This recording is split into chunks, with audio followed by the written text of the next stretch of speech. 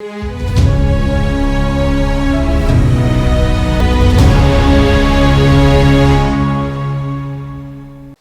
दोस्तों, राजनीति की बातें किताबों की कहानी में एक बार फिर से आपका स्वागत है। मैं हूं आपका दोस्त धर्मेंद्र कुमारी। दोस्तों, आज बात करेंगे रोहतक के दयानंद मठ की कहानी के बारे में। पीछे एक आध वीडियो में थोड़ा बहुत जिक्र दयानंद मठ का और स्वामी स्वतंत्रानंद जी का आया है। आज दयानंद मठ की कहानी को थोड़ा विस्तार से जानते हैं। भारत विभाजन के बाद दक्षिणी पूर्वी हरियाणा से मुसलमानों के स्वेच्छा अथवा मजबूरी में पलायन के कारण उनकी जो भूमि थी, उनके बाड़े थे, तकिए थे, ईदगाह, कब्रगाह, मस्जिदें बिना मालिक के हो गए थे। इन संपत्तियों पर कहीं तो पश्चिमी पाकिस्तान से आए व्यक्तियों ने अपने धार्मिक स्थान बना लिए थे और कहीं पर भारत में रहने वाले स्थानीय हिंदुओं ने अधिकार कर लिया था। जो रोहतक शहर है उसमें दीनी मस्जिद नाम की एक जगह थी। दीनी मस्जिद थी, एक काफी वहां पे मुसलमानों के लिए श्रद्धा का केंद्र थी वो। और इस मस्जिद में फारसी भाषा में लिखा एक ऐतिहासिक शिलालेख भी मौजूद था। ऐसा कहा जाता है कि यह मस्जिद हिंदू मंदिर के प्राचीन अवशेषों पर खड़ी की गई थी और पश्चिमी पाकिस्तान से आने वाले हिंदुओं ने इस मस्जिद का पुनरुद्धार करके इसको फिर मंदिर में तब्दील कर दिया। यह आज भी मंदिर है।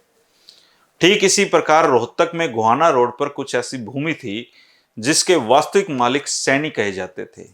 यह भूमि हेर मुंडालियान की पतराम और डिंगराम थोकों की थी और इसके साथ ही कुछ बंजर शामलात भूमि भी थी। यह मुसलमानों की कब्रगाह होती थी और हेर मुंडालियान के दोनों थोकों की अपनी भूमि तकिए के रूप में दान में दे दी।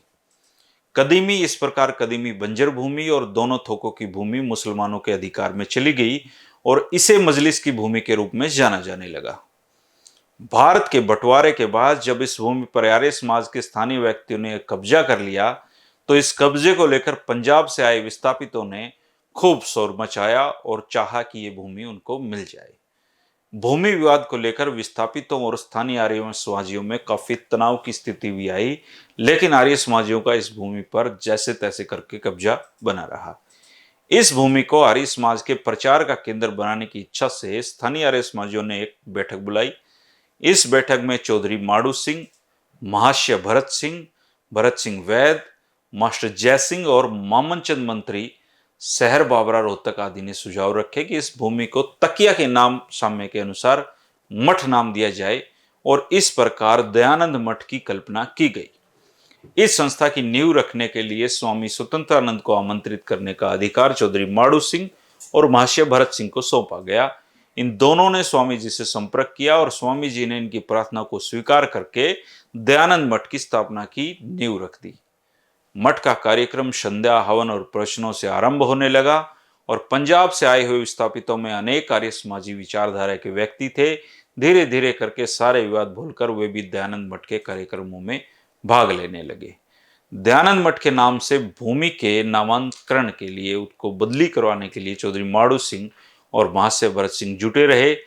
उस समय रोहतक के तहसीलदार चौधरी रामनारायण ने इस भूमि को मठ के नाम कर दिया। स्वामी स्वतंत्रानंद की अध्यक्षता में मठ के संचालन के लिए 5 सदस्यों की समिति गठित की गई और इस समिति का उपाध्यक्ष चौधरी माड़ू सिंह को बनाया गया। 2 नवयुवक स्वामी सुरेंद्रनाथ और सोमानंद को दयानंद मठ दीनानगर से बुलाकर दैनिक कार्यों के संचालन के लिए रखा गया। मठ स्थापना के प्रारंभिक वर्षों में स्वामी स्वतंत्रानंद के प्रवचन यहाँ होते थे। कुछ समय पश्चात इसमें महात्मा टेकचंद के यज्ञादि कार्यक्रम भी हुए और दयानंद मठ की मूल 5 सदस्यीय समिति का पंजीकरण तब तक नहीं करवाया गया था। स्वामी स्वतंत्रानंद की मृत्यु के उपरांत मठ का पंजीकरण करवाया गया। यही दयानंद मठ आगे चलकर हिंदी सत्याग्रह का केंद्र बना और कई दूसरे आंदोलनों का केंद्र भी दयानंद मठ बना। दयानंद मठ से बहुत आंदोलन निकले हैं और आर्य प्रतिनिधि सभा हरियाणा का मुख्य कार्यालय यहाँ पर है। इस तरह दयानंद मठ दोस्तों बंटवारे के बाद जो जमीन हासिल हुई थी उस पर बनाया गया। दयानंद मठ की अपनी एक कहानी है और ये कहानी फिर हरियाणा के इतिहास से जुड़ती है। चौधरी माड़ू सिंह की कहानी को समझते हुए, चीज़ों को जानते हुए हम आगे बढ़ रहे हैं दोस्तों। कुछ एक वीडियो उनके और रह गए हैं, इसके बाद हम दूसरी चीज़ों की तरफ चलेंगे। तब तक के लिए आप 3 बजे जो है हमारी दोस्ती का जो सिलसिला है चलता रहेगा। मुलाकात होती रहेगी रोजाना कुछ ना कुछ जानकारियों के साथ थोड़ा थोड़ा करके अभ्यास जो होता है इस चीज़ों का दोस्तों, वो स्थायी रूप से बना रहता है। बच्चों को भी मैं यही उदाहरण देता हूँ, घर पे वो पूछते हैं कि पापा नॉलेज, तो नॉलेज जो हासिल करने का जो जरिया है दोस्तों, चाहे वो मेरे लिए हो, चाहे आपके लिए हो, हमारे बच्चों के लिए हो, वो ये है कि एक साथ बहुत ज़्यादा जानने की बजाय थोड़ा थोड़ा करके उसको जाना जाए, फिर वो याद रहता है, वो हमारी जो स्मृति है उसमें स्थायी रूप से जमा रहता है, वो फिर उम्र भर हमारे साथ बना रहता है। इसलिए हमेशा थोड़ा थोड़ा करके एक एक चीज़ों को समझते हुए आगे बढ़ना चाहिए। यही हमारी 3 बजे कोशिश रहती है दोस्तों।